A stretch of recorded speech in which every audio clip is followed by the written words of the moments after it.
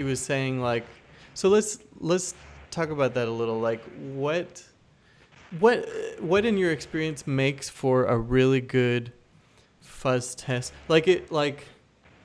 I think this is a very pragmatic question for people because I think there are probably a lot of people who wonder this. Um, I'm solving a problem. What questions should I be asking to decide if it's worth trying a fuzz test or if it's going to be a dead end where it's like, oh, Hmm. okay, I wrote all these fuzzers to build up this nice data, but now it's going to fail unless I duplicate the logic of the thing under test. So how do you, what would you tell that person who's like, I'm going to test this thing, what questions should I ask to know if it's a good candidate for a fuzz test? Right. Yeah, I think in my experience, like a good question to ask myself is somewhat something along the lines of like I have this function and like what should always be true, Yes. or I have this pair of functions, let's say, like decode encode, what should always be true. I have this model, Right. what should always be true no matter what you throw at it. I have this function, I have this like Right. message. What like Right. what can I be sure about? For Like, example, okay, so if you're going to say something in terms of the input, then that's different because you're saying what should always be true.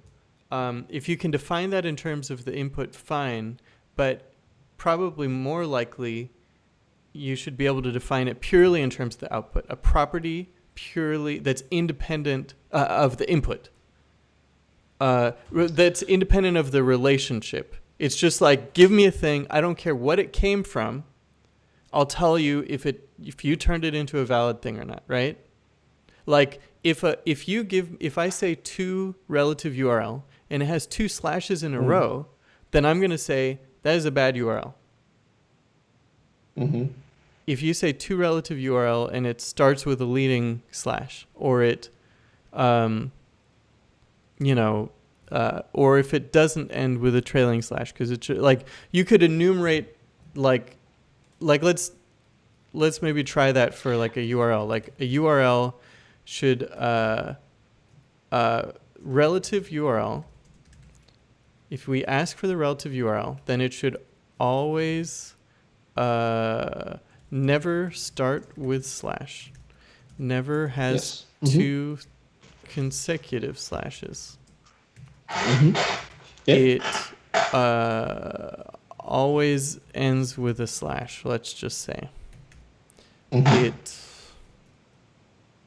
At that point, our confidence about the normalization is going to be a lot higher, even though we're mm-hmm, mm-hmm, not necessarily taking things from two different input sources and checking equality. yeah, We can be confident yeah, that our normalization format is sound.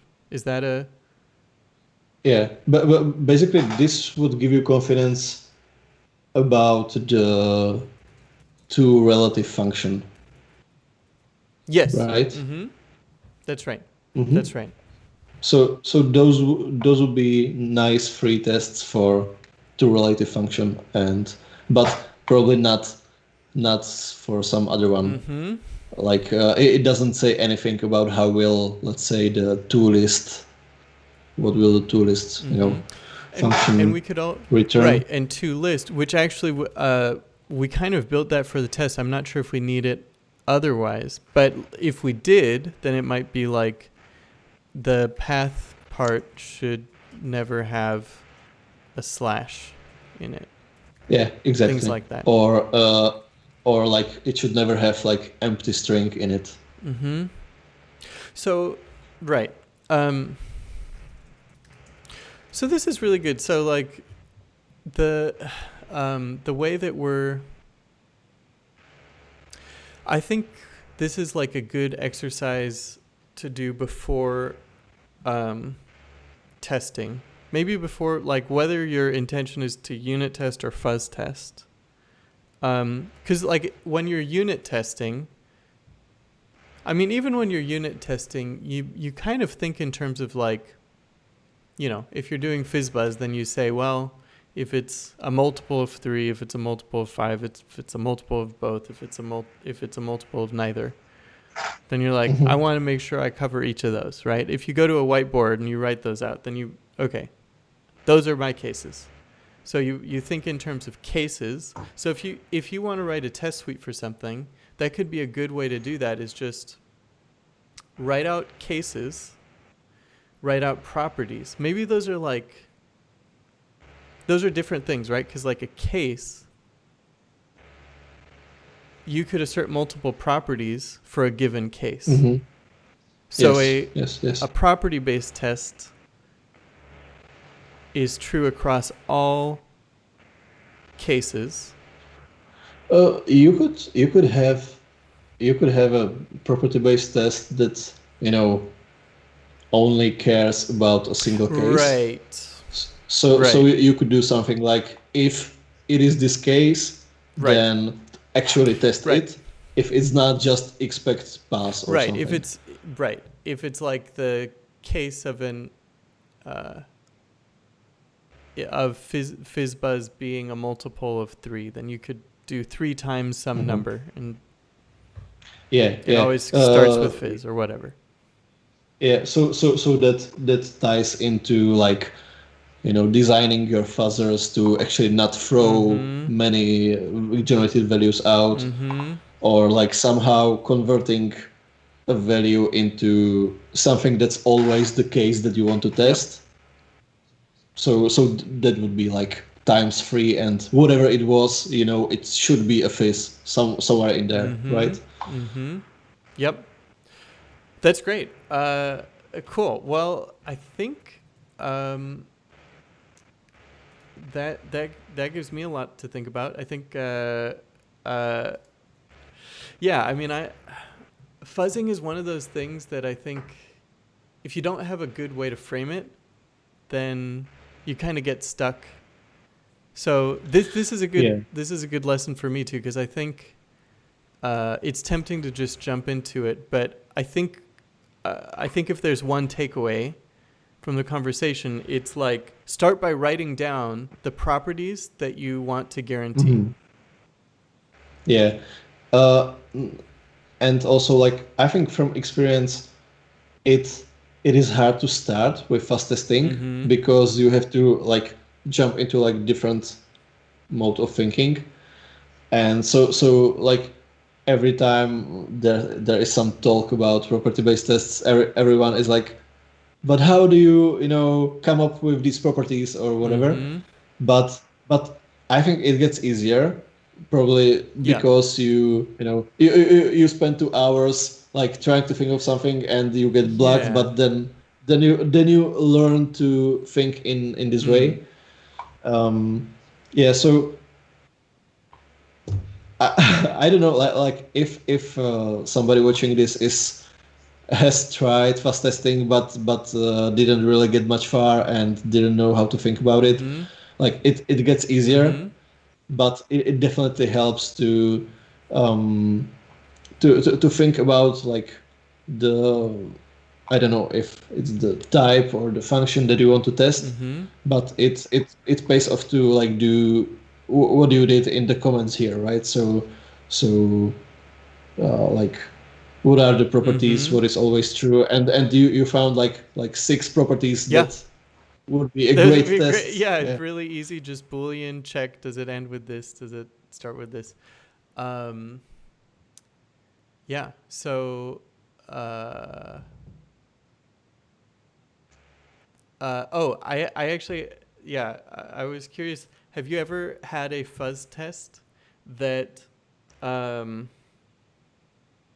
intermittently passed, or like that passed most of the time, and then on a build you're like, oh my god, we found a new case? Yeah, you have? It sometimes cool. It kind of depends on like I guess how much of an edge case like the bug actually is. So what I like about some other like property-based testing like tools and libraries from some other languages is that you can just let them run, like let's say until next morning or whatever, and they will Mm-hmm. run like thousands and millions of Mm-hmm. tests. With Elm tests, because it's a good default, like Mm-hmm. just generate Yeah. 100 tests, so that gives you some Yeah. Yeah. confidence. But like testing always just it doesn't prove Oh, of course. Yeah. Yeah. absence Right. of bugs. It's just like Right. But you know can you think of so an example of a property you tested that was true for? I'm just curious because like a lot of the time, like the reason I think this question is interesting is because a lot of the time it's like the string shouldn't be empty. The list should, whatever. Like, yeah.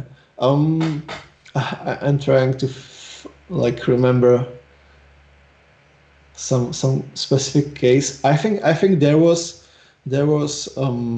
a case when I was fast testing my graph library, mm-hmm, which mm-hmm, might not be published even, but I fast tested it, and mm-hmm, mm-hmm, so there was something about like you know graph has to have this kind of has to have edge named mm-hmm, foo, mm-hmm. say, and then you try to remove edge foo. Yes. So the names had to be equal.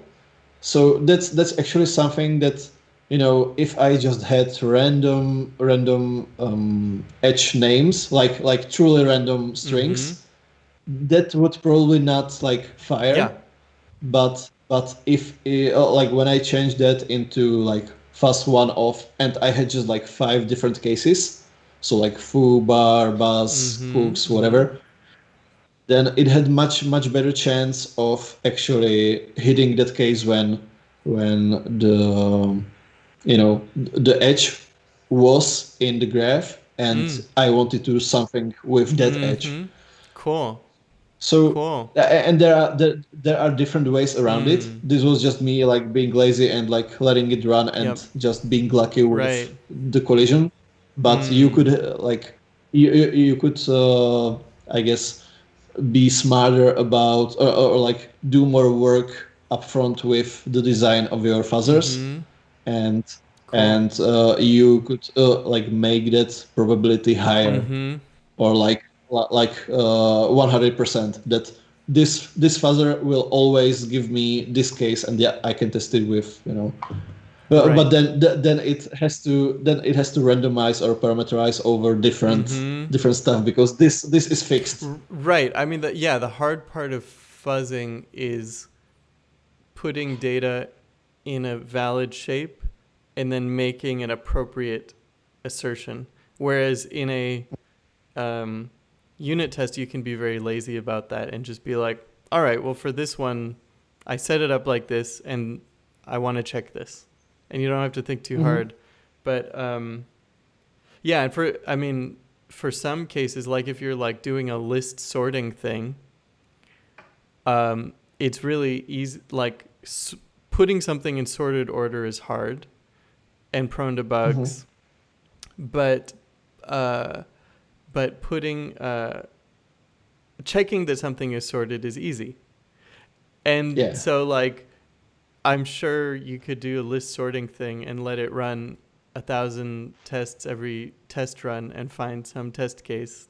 So you don't have to try that hard and get that creative. So I think it's good. It's good to think through like how to be on the lookout for properties that are a good candidate. Yeah. Also there are like some, I don't know if I should call it like Yeah. cheats, but if you are writing a list sorting function, Mm-hmm. then you already have it's called like Oracle. You have a function that already does it, maybe Yeah. less performantly, or Yes. like Yeah. standard library thing that does it, and you are doing some specific implementation, Mm-hmm. and so you can just say like whatever list I will generate, when I run it through my function, it has to be same as if I run it through the function that I know will be correct, Right. because it's like standard library and it's battle tested. Yes. So maybe like if Robin, when he was creating like the new implementation of arrays, there was already an implementation of arrays available. Right. So perhaps he could have tried like it has to behave the same, or he could have converted to some similar data structure, similar model. I think that was actually what Aaron was asking about at the beginning of the stream. Simplified models. Oh, cool. So list is a simplified model of an array. Right. Right. You Cool. can write like get value from list at certain index, which is not performant, but it can serve as an oracle for the let's say the array get function that you are implementing. Wow. Great stuff. Cool. Well, thanks so much for joining the stream, Martin. That's it gives us a lot of food for thought. Yeah, it's a huge topic. Yeah. I like it. It's great, and I think it's underused in Elm. Great stuff. Cool. Well, thanks again. Yeah. Thanks for having me My here. pleasure. Take care. Bye, everyone. All right.